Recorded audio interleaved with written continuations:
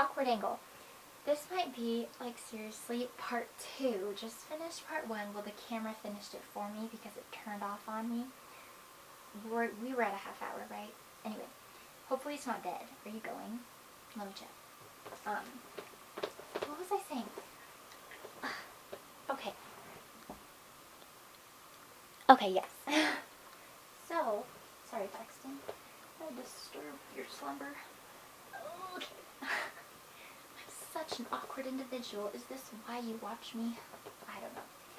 But anyway, I don't want this to be like part 2 of like part 5. And I think I'm only on like question 2 or comment 2. No, I'm like halfway. Yeah, okay. Woohoo. Okay. So yeah, I think I was talking about inviting yourself, giving yourself breaks, accepting invitations to be social, to do the social things and stuff, hang out with people, meet new people, make new friends, all that good stuff.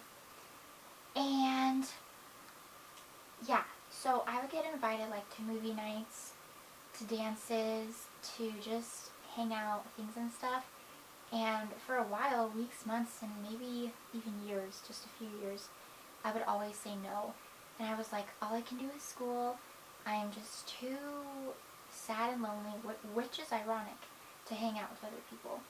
And if you're lonely inside, you feel alone with other people sometimes. I mean, there are lonely people out there. They need other people, and if they're alone, if they have alone time, they don't want to be alone, and they don't want that alone time. So, yeah. Yeah. So you can take breaks from people, things, events, activities. That's perfectly okay. It's healthy and fair to yourself. You need to rewind and unwind. You need to just rewind to yourself, to your alone time, and just hang out with yourself and reflect, ponder, just self-evaluate. How are you doing? What do you want to do with this independent introvert time? So, yes. I feel like some of this I'm saying personal experiences, and then some I'm really not.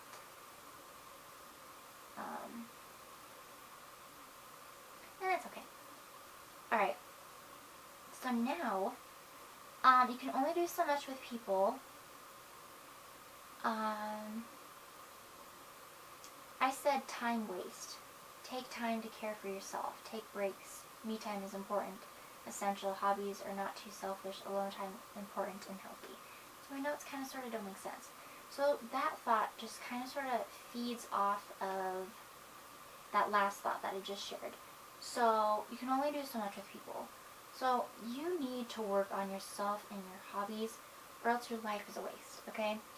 This life, we have other people in this life, people around us, people, friends, family, whatever, strangers, so that we can learn and grow and befriend and become a family with humanity.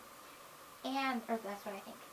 And when you are with people 24/7, you forget that other big part in your life, and that's the person you see in the mirror when you take a shower and you're out of the shower and you smear the mirror to get the fog and stuff gone, and you're staring at yourself, you're staring yourself in the face, and you're like, hey, that is me, and I have hopes and dreams and goals and a future and things and stuff that I want in this life. And if you go out and hang out with people 24/7, or like 99.9% of the time, your dreams are flushed down the toilet, and you don't have that independent thing.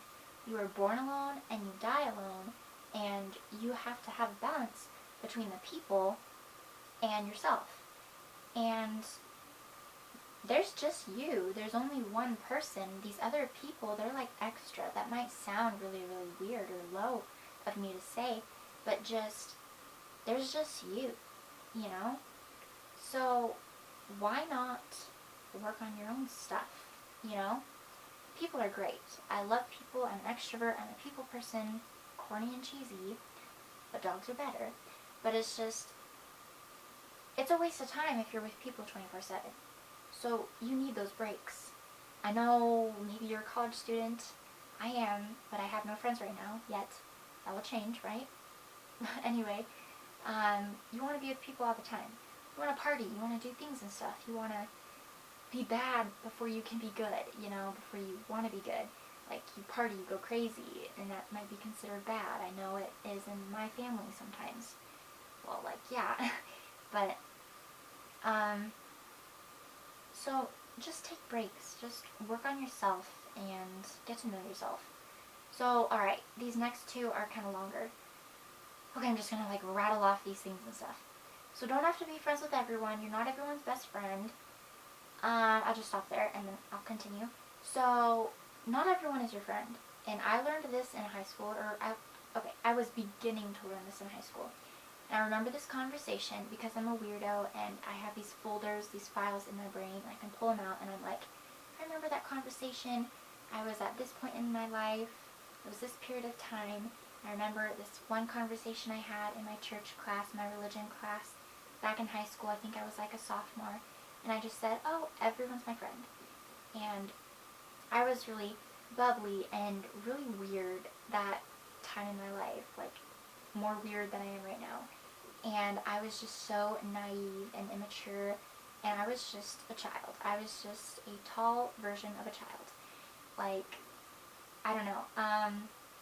I was just too nice to people. And I was just okay with people to the point where I didn't care who I let in, and that will be another thought. That's the next one. So, not everyone is your best friend, and you don't have to be everyone's best friend.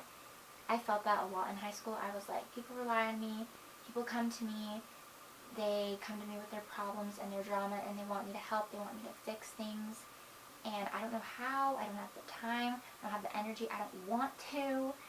I have myself to worry about, and I went through some not so fun things in high school, my health and just people in my life and things that were going on, and I was putting myself on the back burner because these people, they needed help. But really, I talked to my mom about this too, they were coming to me because they knew that I was nice, and they just thought, maybe I want to bring her down, you know? And I think that's where a lot of people's problems come from. They're just made up or real and raw and honest scenarios that they want other people to feel problematic about too. Does that make sense? They want other people's problems to be because of their problems. Does that make sense? I don't know. Okay. It's not everyone's best friend. Not everyone is wanting to be your friend. They might just want to make your life like hell. So don't settle in relationships or friendships. Don't chase people. Don't be around negative or toxic people or people who make you feel bad about yourself. I've had some toxic, I really can't talk in this video, you guys. 22 years old, can't talk. But, yeah, toxic friends, and I have been a toxic friend and person myself, just being a negative Ned, negative Nancy, just going through some hard times, and it would show in just the things I say and the things I would do. And I think everybody can have that problem. Everybody can be a negative person at times. You just have to be careful that you don't stay that way, that it doesn't really affect other people. And then don't chase people.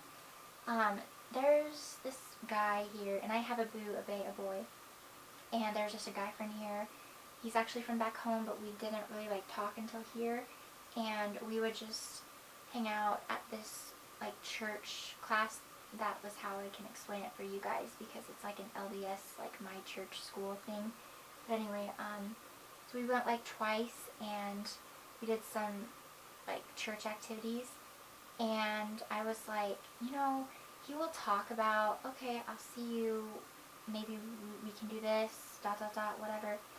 And then I was like, but I always have to initiate, so I have to confirm, I have to ask. So I haven't seen him for like 2 weeks, 2.5 weeks, and I would always have to text first. Then he would say, oh yeah, we could do that, or we talked about that, and now it's gonna happen, whatever. But that was me kind of chasing a person. I wouldn't wait for them to initiate. It wasn't really back and forth. It was, but it wasn't, because they would have an idea, but then I would have to text about it every time. So he had an idea, then I did, then he did, then I did. So it was the back and forth game. It was 50-50. But was it really? Because then it was me, it was on me, it felt like, to be the friend. And you need to be friends, not the friend. And then other people back home, I felt like I was chasing them too, like post high school and before the move, before college. Just like old high school friends, I was like, oh, do you still want to hang out? And just the way that they were texting and acting, it was like they didn't want to be there. So that was me kind of chasing people. So people who make you feel bad about yourself, it's fun to kind of sort of make fun and poke fun with your friends and your family. But if it gets mean and if it's really hurtful and your feelings really do get hurt, then just stay away and just cut those ties and just say goodbye. So look for people who encourage you. They promote self-love and self-care. Just find those people who make you laugh, who put a smile on your face, who are there for you. That's my best friend, and we're going to be best friends until we die. I know that. Well, even post-death, you know. But just, you are friends. You're actual, legit, honest, true friends. And it's pretty great. So there are bad people in this world who might use you. I see the good and I'm too nice. I give the benefit of the doubt. But I need to respect myself enough to let good people in. And yeah, bad people. I was easy for a while, if you want to say it like that. I would just let guys in. That too. And they were bad people. And I still don't know. My bipolar was pretty bad. And I was still on new meds, you know. And I was just all over the place and I was just a mess. But, they were bad people. And I was used and just, they took advantage. I was just so low and I think they knew that, and they also knew that I was really, really nice. So I didn't know, and I still don't know, like, was it because I was being nice, or I didn't care, or was it that I'm bipolar, or was it, I knew that they were bad people, but who cares? I don't know, but, so, yeah, I need to respect myself enough to let good people in, and I've been trying to do that more. There's a girl in one of my classes, she's nice, but she's not. I don't know if she's bipolar herself. I can say that because I am. I don't know, but that's mean.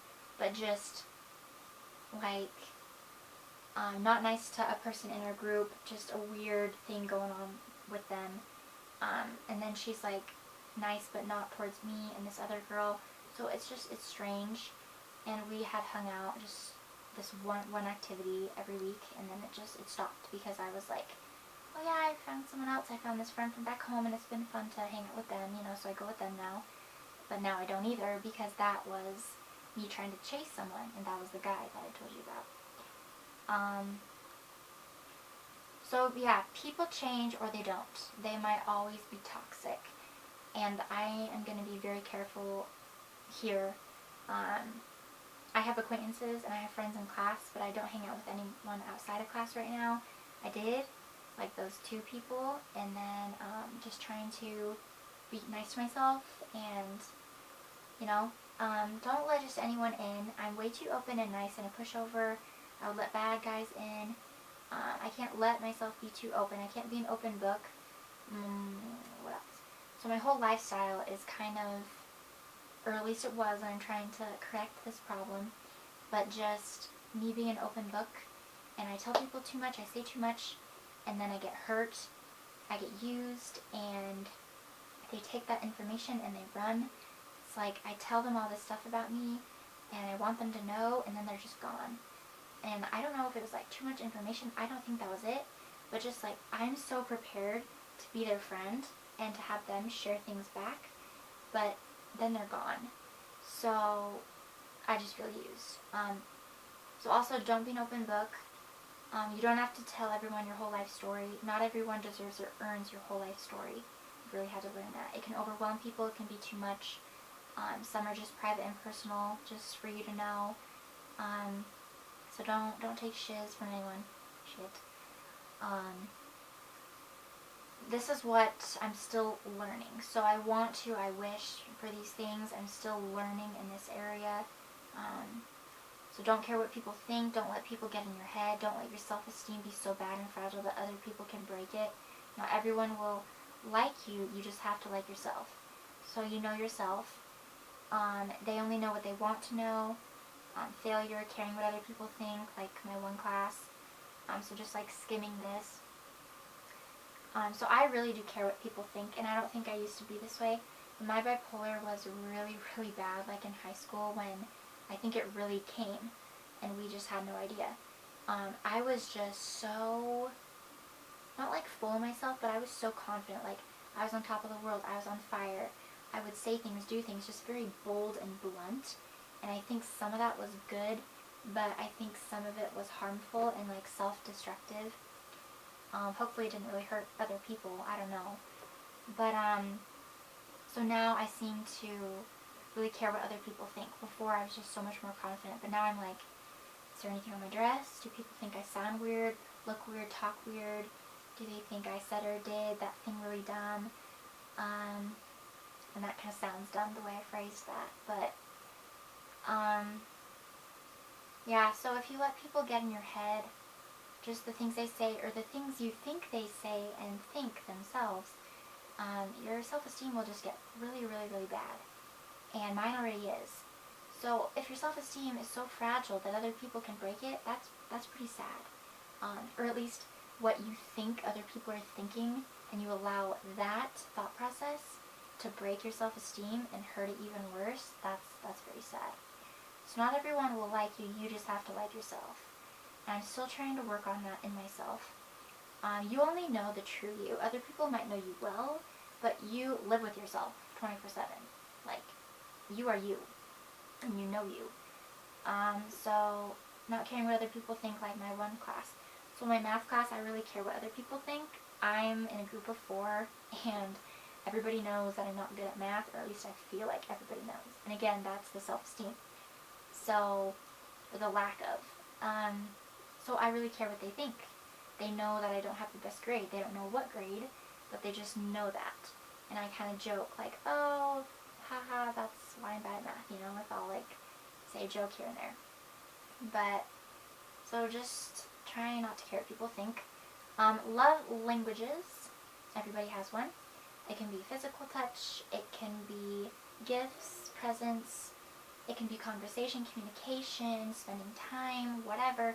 It's important to know yours and other people's. You don't want to be uncomfortable. You want to do what they're okay with, what your significant other, you know, everyone in general will. So, yeah, mine, let me see where I'm at. Okay. This video is just so professional. Okay, we're okay. Ugh. My feet are so hot, but they're also so smelly, so I have to leave the socks on, or else his nose will fall off. He jumped. Sorry, Prince. Okay. So, love languages. Mine is not physical touch. Growing up, I just didn't like hugs. I don't know. I'm not really a hugging person. I don't know. I am more now, like if it's family. But friends, I don't know, maybe like the last day of school, the last day of the semester, I'm kind of planning on that, I guess. I don't know, I'm preparing myself like, I have to do it, I really want to do it. I need to show this person that I've enjoyed their, you know, their friendship in this class, you know. But I just get a little bit uncomfortable with the idea, like, this is my space, it's my body, and I have been through stuff where I've been used, and if you have been assaulted, then you know that it's hard to be touched. It's hard to just be intimate again. It's hard to hug someone or hold someone's hand or have other people touch you and show their love for you through touch. So that's kind of hard with where I am at with my boo. Like, he knows my story, he understands, and it's still a little bit hard for me. It's a little bit of discomfort, just that whole idea of touch. So I'm trying not to feel as uncomfortable. Obviously it's hard because of stuff. So mine is definitely not touch, but his is. My boo's is. So that can be really hard. I'm trying to get more comfortable in that area. Mine, I'm still trying to figure mine out.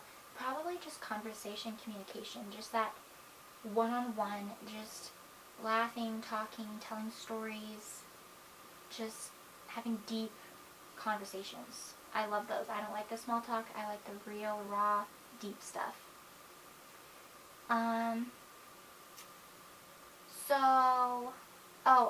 Just another thing. So I want to teach. So in my future classroom, I am thinking of like the H's. I think there's like 3.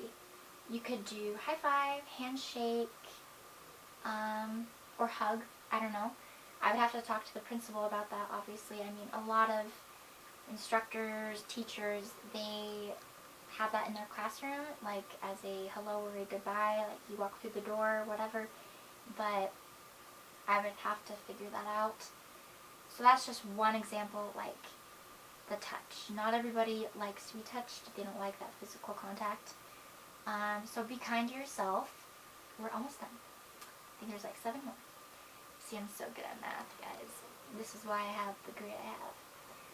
Okay, be kind to yourself, not too hard on yourself. You want to be hard on yourself enough, to where you can grow and progress and see progress in your life. You can try to improve upon yourself and your goals and your traits, but you need to forgive yourself. You need to have self-love and not self-hate.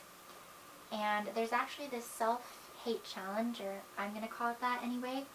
I'm going to take like a hairband or something, and I'm just going to pull it and release it. There's a word for that, but like not pinch myself, but just like kind of like a little friendly slap almost. That sounds very sexual and in the bedroom, but anyway, so I might try that. Just every negative thought or every self-destructive, self-harm thought that comes into my head. And I've been meaning to do that. I should make a video out of that, not like filming every time I do, do the act of this challenge. But I just have to really work on that. So, challenge yourself. It's good to do that, but don't hate yourself. That's another thing. So be kind, be your own best friend. Compliment yourself. Write a list of things that you like about yourself. Leave yourself alone. Be nice to yourself. It's easy to be hard on yourself. So be your own best friend. The person that you see in the mirror every day, that is you, and you should learn to like them. You live with them 24/7. You're around them.